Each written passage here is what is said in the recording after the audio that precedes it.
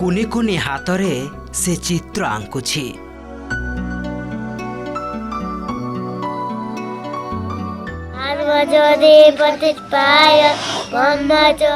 କୁନି କୁନି ପାଟିରେ ପ୍ରାର୍ଥନା କରୁଛି।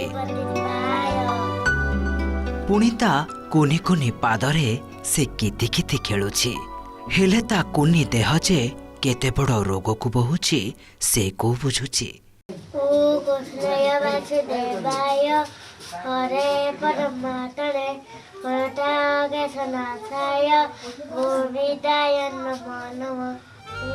ଠାକୁରଙ୍କ ଆଗେ ହାତ ଯୋଡ଼ି ସେ ପ୍ରାର୍ଥନା କରୁଛି, ମନ୍ତ୍ର ଉଚ୍ଚାରଣ କରୁଛି।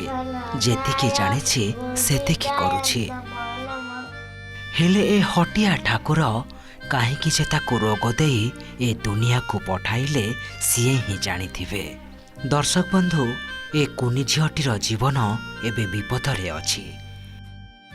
କଟକ ସିଡିଏ 7 ନମ୍ବର କାଠଯୋଡ଼ି ବିହାରର ଅଶୋକ କୁମାର ସାହୁ ଓ ଜ୍ୟୋତ୍ସ୍ନାରାଣୀ ସାହୁଙ୍କ ଝିଅ ଶ୍ରେୟାଶ୍ରୀ ଜନ୍ମରୁ ଥାଲାସେମିଆ ରୋଗରେ ପୀଡ଼ିତା।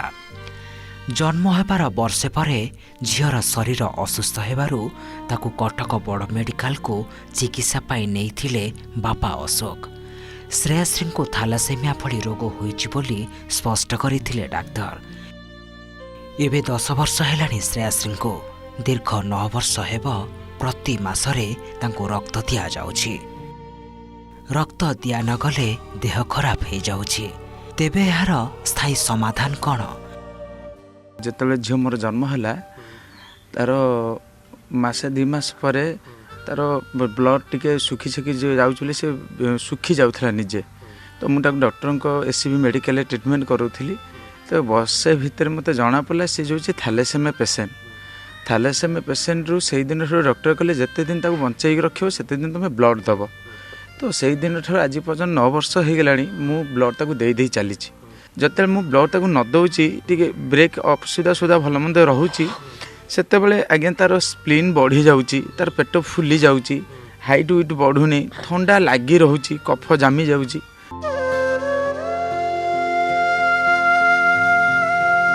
ଡାକ୍ତର କହିଛନ୍ତି ଯଦି ଶ୍ରେୟାଶ୍ରୀଙ୍କର ଅସ୍ଥିମଜ୍ଜା ପ୍ରତିରୋପଣ କରାଯାଏ ତେବେ ସେ ସୁସ୍ଥ ହୋଇପାରିବେ। କିନ୍ତୁ ଏହି ଚିକିତ୍ସା ଓଡ଼ିଶାରେ ନାହିଁ।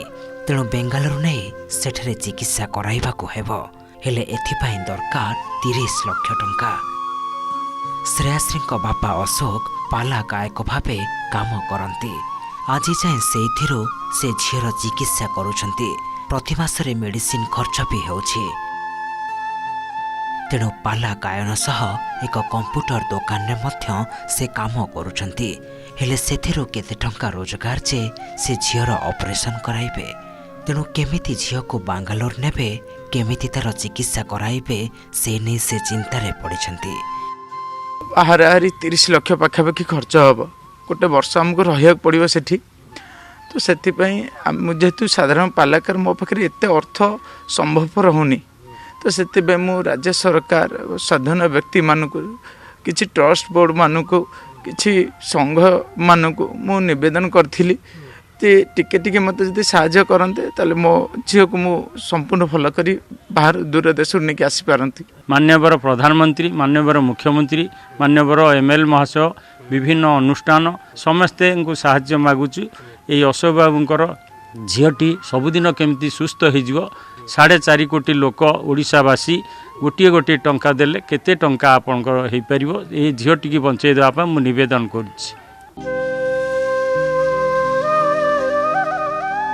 ଝିଅର ଦେହ ଭଲ ନଥିବାରୁ ଆଉ ଅପରେସନ ପାଇଁ ଡାକ୍ତର କହିଦେଇଥିବାରୁ ପୁରା ପରିବାର ଏବେ ଚିନ୍ତାରେ।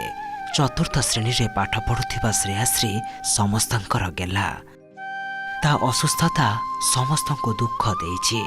ଜେଜେବାପା ଜେଜେମା ତ ସବୁବେଳେ ସେଇ ଚିନ୍ତାରେ। ତା କଥା ଭାବିଦେଲା ବେଳକୁ ବୟସ୍କ ଆଖିରୁ ଝରି ଆସୁଛି ଲୁହଧାର। ପୁଅର ରୋଜଗାର ନାହିଁ, ଏଣେ ନାତୁଣୀର ଏଡ଼େ ବଡ଼ ରୋଗ। କୋଉ ଜେଜେବାପା ଜେଜେମା ୟାକୁ ସହିପାରିବେ? ଯେହେତୁ 30-35 ଲକ୍ଷ ଟଙ୍କା ସେ କହିଛନ୍ତି, ତା ଦେହରେ 45 ହେଇଯାଇପାରିବ, କିଛି କହିହେବନି। ସରକାରକୁ ଆମେ ଅନୁରୋଧ କରୁଛୁ, ଆମ କତିରେ ଏତେ ତ ଅର୍ଥ ତ କିଛି ନାହିଁ ନା, ଆମେ ତ ଏତେ ଉପସ୍ଥ ନୁହଁ ନା ମୋତେ କେଉଁଠିକି କମତି କରିକି ଆପଣ ଟିକେ ସାହାଯ୍ୟ କରିପାରିବେ। ମୁଁ ଟିକେ ହାତ ବଢ଼େଇଲେ ଆମେ ଯେହେତୁ ମୋ ନାତୁଣୀକି ଭଲରେ ନେଇକି ଘରକୁ ଫେରି ମୋର ଆଉ ଅଧିକ କ'ଣ କହିବି ସାର୍। ଆମେ ଏନେଇ କଟକ ଜିଲ୍ଲାପାଳଙ୍କୁ ଭେଟିଥିଲୁ। ଛୋଟ ଝିଅଟିକୁ କିପରି ସହଯୋଗ ମିଳିପାରିବ ସେ ନେଇ ଚେଷ୍ଟା କରିଥିଲୁ। ଜିଲ୍ଲାପାଳ ଆମଠାରୁ ଏ ବିଷୟରେ ଜାଣିବା ପରେ ରେଡ୍କ୍ରସ୍ ପାଣ୍ଠିରୁ କିଛି ଅର୍ଥ ସାହାଯ୍ୟ କରିବେ ବୋଲି ପ୍ରତିଶ୍ରୁତି ଦେଇଛନ୍ତି। ଏହାସହ ଦରକାର ପଡ଼ିଲେ ମୁଖ୍ୟମନ୍ତ୍ରୀଙ୍କ ରିଲିଫ୍ ଫଣ୍ଡରୁ ମଧ୍ୟ ସହଯୋଗ କରାଯିବ ବୋଲି ସେ କହିଛନ୍ତି।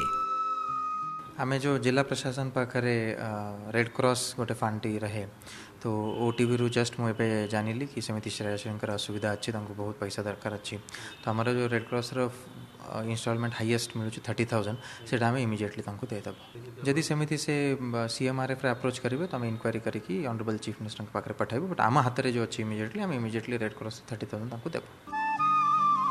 थैलासेमिया रोग पीड़ित होई कुनी झीटी एवं जीवन जीया को संघर्ष करुछि तेबे आर्थिक स्थिति संभल नथिबा ई परिवार सरकारी साहाय्य को अनेई बसचंती तेबे किछि सरकारी साहाय्य मिलले झीटी पुणी जी उठिबो।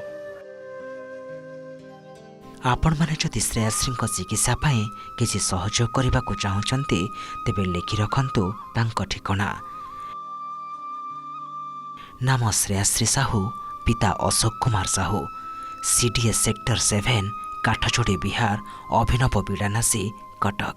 Mobile number 9937805100। पुणी थरे कही रखुछु mobile number 9937805100। Account number 310391599273। IFSC code SBIN 0009029।